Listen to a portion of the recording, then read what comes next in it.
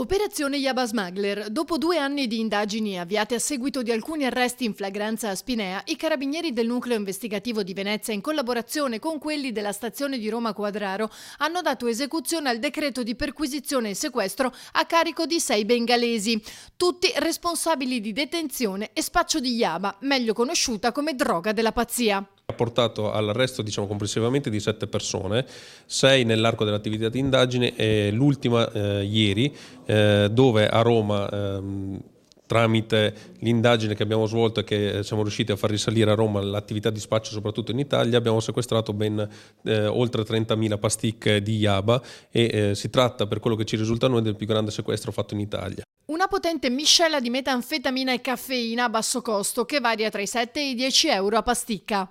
È utilizzata da tutti questi cittadini del sud-est asiatico e che viene utilizzata soprattutto per incrementare le proprie prestazioni lavorative, che quindi poi sul breve dà questo effetto di euforia, ma che sul lungo andare poi porta a dei danni psicofisici notevoli, con anche depressione e situazioni molto particolari. Ci preoccupa perché tutti i giovani bengalesi, che ormai sono cittadini italiani di seconda generazione, avvicinano anche i nostri ragazzi, e quindi il timore che possa succedere anche l'avvicinamento. Quindi, oltre già alle problematiche che esistono di spaccio di sostanze stupefacenti, cerchiamo di monitorare anche questa nuova sostanza. Durante la perquisizione romana sono state rinvenute oltre 31.000 pasticche nascoste nel sottofondo di una valigia, per un valore complessivo di oltre 200.000 euro. Altre 25 sono state invece rinvenute a Mestre. Preziosa è stata la collaborazione da parte della cittadinanza bengalese,